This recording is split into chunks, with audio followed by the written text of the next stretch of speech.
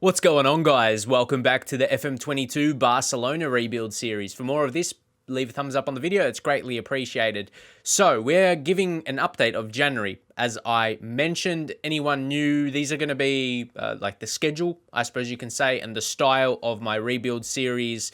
We'll do our first episode of the season, and then we'll go to January, play the games through.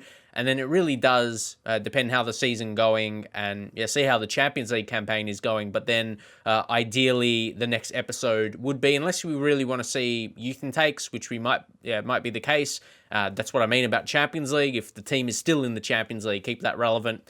And then come to the end of the season, hopefully make the Champions League final, which is something I'm prepping for.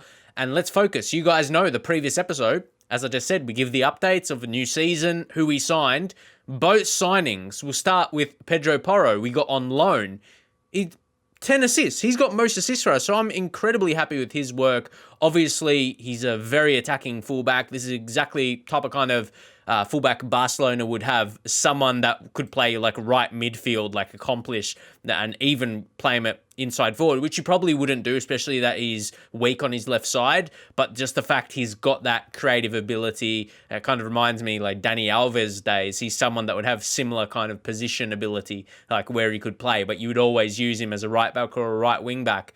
The fact he's got three, you can switch up those roles if you wanted, but then you would almost start to consider from Man City, where we have a 53 million optional future fee. Like, you hear that, and that's that's big money. But the fact is, what on his like output is definitely up there. He already had his experience. Obviously not the same level, but he did have pretty much a full season at Sporting CP. Liga NOS, top league into Portugal, so set up for a good season. And I think the fact that playing monthly fee, we're not paying any extra fee, we're just paying literally his wages. That was more specific, but I would mean we're not paying any fees towards Man City, just simply paying his contract, which is 30k per week at the top level. It's not too much. But I think the fact that we spent some money on Alexander Isak, he looks like a great striker, and he is really doing that. I mean, what? 20 goals in 14. He was the exact target we needed. We had his scouting and taking a look at his games for Sociedad, like literally the same league he was playing last season.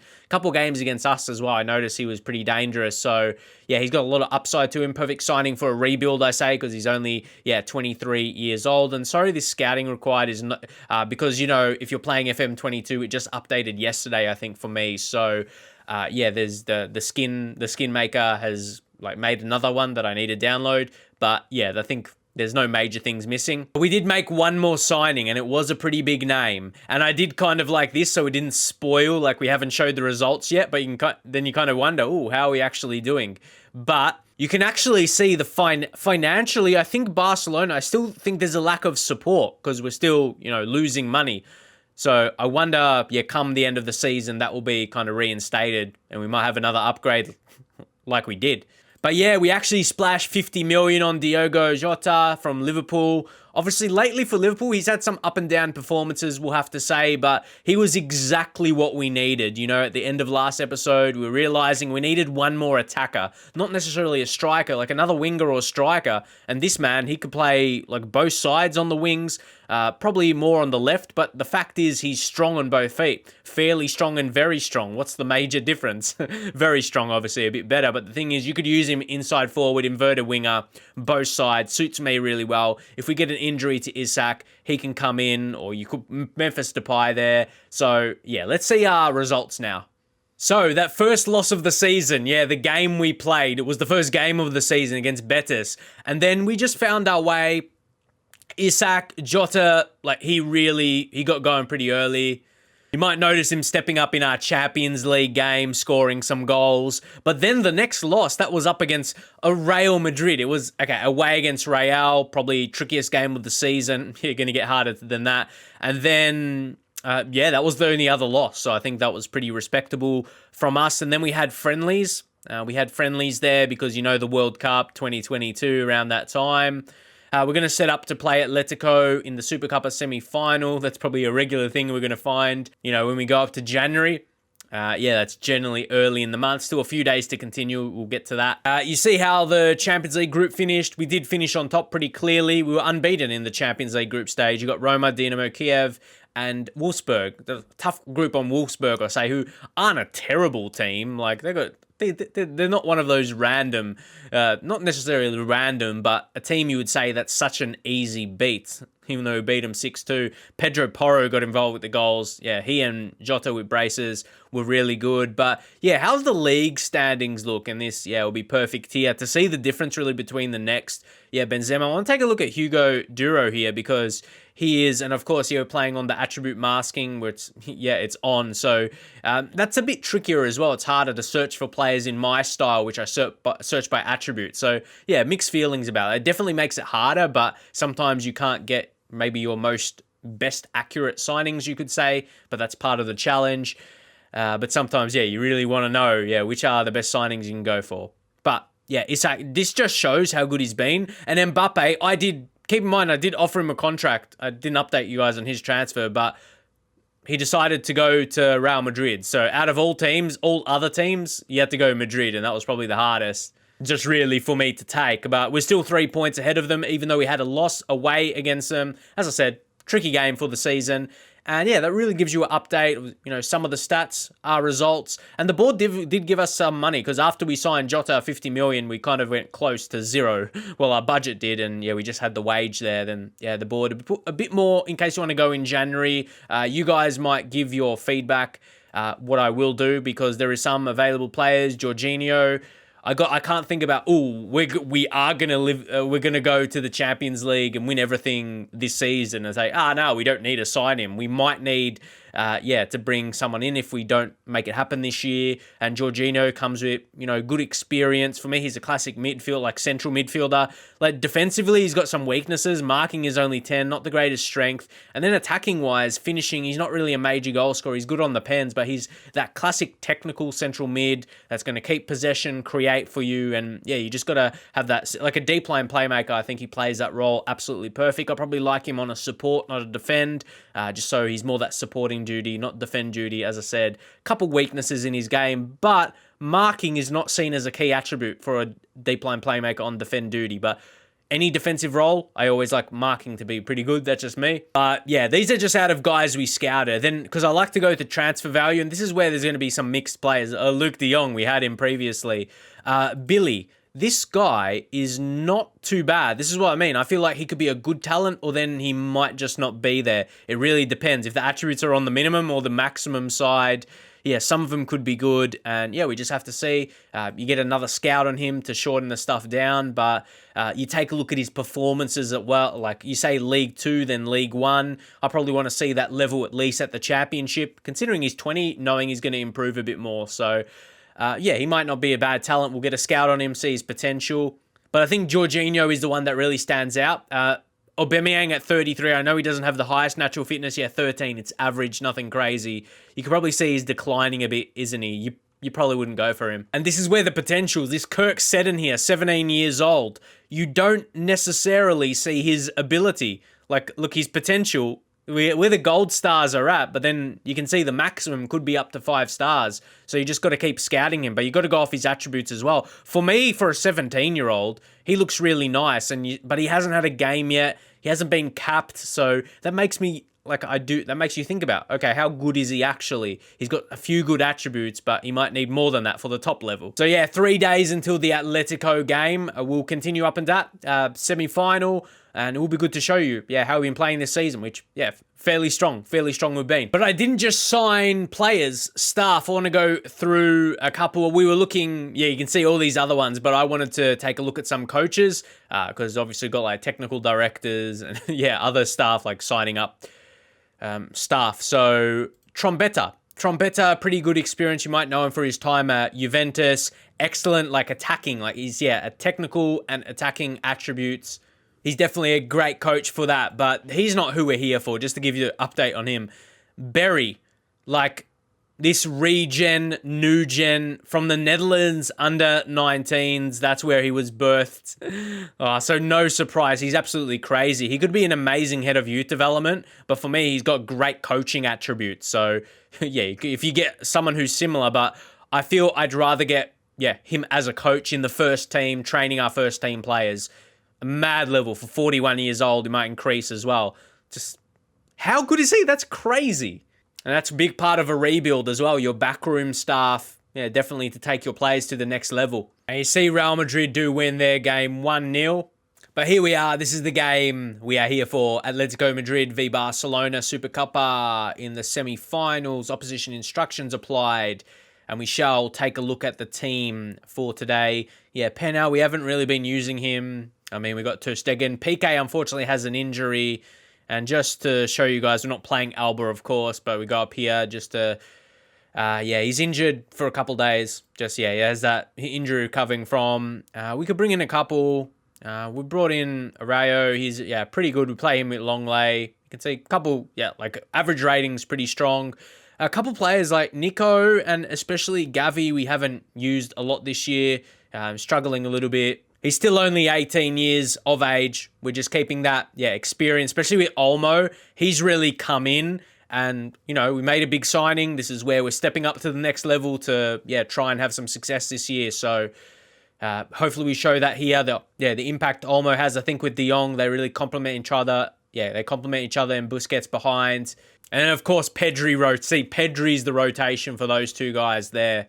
And then Nico for Busquets. You can see he's a bit more fitness. So when Alba's injured, we just switched Dest over to the left side and Porro. See, that's exactly why we wanted to make that signing. We need another fullback, and that was probably going to be the way we were going to go about it. So if Alba was missing, push Dest over, then Porro's available. So to play very consistently, that's for sure. So Diogo Jota plays on that right side, Memphis on the left. Honestly, I've rotated it because Memphis, you can see he's fairly strong on his left side, and Jota, we already take a look at this, but they're both very similar types. We could even switch the wing, have them switch sides during the games, but we're going to go in like this. Then we just have our team talk, point finger, just carry off the last performance. Solid, motivating some of the guys. And just to see Atletico Madrid, their recent form isn't the greatest. Obviously, come up against Luis Suarez. They're playing a pretty defensive game by the look of their formation. And compared to ours, I'd like to think we're going to be stronger. And you can see early on here, just to show you our game, we had possession there, shots created. So I'm pretty confident. Oh, free kick, I like this. Oh, it says timed it wrong. Is he going to be sent off? He's off. And that takes Luis Suarez off. Oh, you love to see that. I thought, free kick there, we have a chance. But then I realized the highlight's going to be the red card. And then I'm wondering, do we step things up? I want to step up the tempo, if anything. We'll go much higher. We'll start to go through the middle. And we'll see how we go from here. The thing is, because we've got so much time. We've got so much time in the game. And playing at a higher tempo, hopefully we just, tire our opponents here. Tire Atletico. Araujo. To Olmo. Great play. See, this is positions. Wing backs get in. Beautiful. That's only the fourth goal of the season for Memphis, but that's why Pedro Porro is getting all the assists. We're definitely getting a lot more down that side. And honestly, I find him better than Dest. So is there a reason to sign him? There could be a reason to sign him next season. It's big money, 53 million, but especially being Spanish as well, he's probably the best target considering his age. And now it's going to be really hard for Atletico to come back. It's what we like to see from our point of view. So just praise again. I generally, praise when we got a lead, well, especially after we've scored a goal as well. Just boost morale. It does, just anytime you're winning, basically. I did that a lot last year and carry on to this year in FM22. So, you can see possession shots. We're really in control. Let's keep it going. This is really a straightforward one for you guys to see, especially after the fact that they got us sending off early. But this is where we've got strength in us. Alexander Isak, 27, man. He's going 40 plus. I'll tell you what. He's going 40 plus goals, if not 50. We don't want to, put too high expectations. But, we're just killing. And this has been familiar Really familiar for us. That's why I didn't worry after that first game. Like you guys saw, we just need to find our feet. We made another signing as well, another attacking threat, and on cue, Diogo Jota. Now it's Dest. And that's the great thing about Dest as well. I said I think Porro is a bit better, but Dest is versatile. Can chuck him over on the left side. But Porro, he just got some skill. He's going to find Jota. He's going to have a bit of work to do now, but finds De Jong. Look at this. Look, a beautiful and probably should have been finished. Probably should have finished the good work there. Come on, keep it up. Keep it up. Let's get another. Let's get another. Olmo. Oh, I've loved his work as well. Now, Pedro Porro. Is that going to be a penalty? No, I literally thought, okay, highlight, that kind of tackle. He got the ball, but you never know. There's always been penalties that can show up like that. Like, you clear the ball like that, and the game pops up as a penalty. But here, Pedro Porro, you see how much we're going down the right wing. And we couldn't execute, couldn't find a head. But De Jong, he's going to look for someone to pass to. He's going to look for a pass? No, he's going to get a cross in instead. And it should be finished. Bang, bang, bang. Bang, bang, bang. Dani Olmo. And he's been the right signing. He was a big signing, wasn't he? He was our first, we didn't splash out too many. We just got a few signings, like Isak. It was Isak and Olmo, and they've both been so good. And yeah, Porro obviously as the loan. And then later, you didn't see it in the last episode. We thought we needed another one though, in for sure. We needed someone else. So Diogo Jota was that one, and he's probably going to get subbed here. He hasn't been the greatest, so let's give. And Trincao, I kept Trincao on because I want to see. Like, he's been like not really getting many games for this reason right here, but. We're going to bring him on. He's strong on the left foot, so we're going to try this. This is where this is like this is so useful. We can just give a switch right there. Then Memphis over on that side. De Jong, we can bring on Pedri here as well. So, yeah, we've got a good mixture for our rotations. And see, even got Fati on the bench as well. See, this feels like a Champions League winning team. The upgrades we made in our team, and they've shown it today, and not just the whole season they have as well. Like Pedro Porro, even though he's only on loan, Isak with the goals, Jota being dangerous as well. Olmo, yeah, I think there were just certain improvements in certain areas of the pitch that we needed, and I think that's gonna. Help us to give us a chance to go all the way. So Dest, let's see. He almost lost it, mate. I know I'm not too worried because even if they score here, we're going to be comfortable in our lead with an extra man. But Ter Stegen holds really strongly. Okay, good. 15, 16 minutes left of normal time. Pedro Porro clears it, falls to Dest again. He's going to find something, you can just tell. Gets it to Pedri. Dest, he really tries to get it back to him. What? I thought that was going to be a goal for sure. And I was quite... strong challenge. Strong challenge. VAR is going to be consulted. I feel like this is going to be a penalty, surely. Sure, it looked like a penalty. Yeah, it just looked like one that had to be paid. And it's going to be Isak to step up. He's been pretty good at finding the back of the net this season. And now from the spots, he is composed as you get. You love it when you've been searching for your one striker, which we did in the off-season. We were looking for the right man, and he clearly has been that. You're happy. And you can see from last season the step up he is from De Jong, Luke De Jong it was. You expect he's younger, a bit more upside in him, and we've definitely seen that today. We finish off the game 4-0. I think we would have had a similar performance even if they didn't get a sending off. I think we would have been in control, but I guess we'll never know. But you can tell from our performances, we've really held strong with that. And I just think those extra signings have been the difference versus last season. We do look a bit stronger. And even versus like that last episode you saw, I think bringing in Jota is it just brought another attacking mix to us. attacking talent into our mix more specifically. I was really happy with that. So next we're going to continue up to where we will have the youth intake. Yeah, the youth intake, what we'll do next. Sure, the next game was against Real Madrid in the final.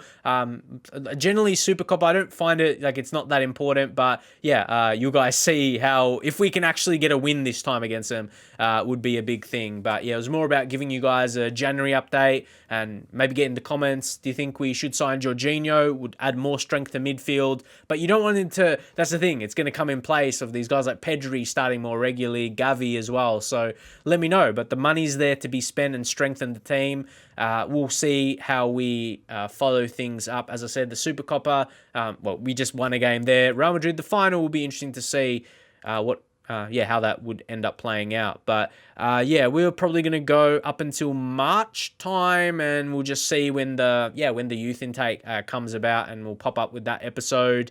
And let me know what you guys think. Hopefully you enjoyed the episode today in this Barca rebuild. Is there anywhere we need it? You think maybe we could spend some extra money in January, like instead of doing a approach to sign pre-contract type deal? But I like the team, and I think we can see that. And I guess we can switch over to we don't even have to do it from there.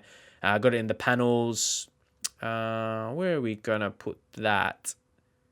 Yeah, well, that was on the play. We got the player stats on that side. Maybe put it here, so I don't have to change that for now. Anyway, we'll go.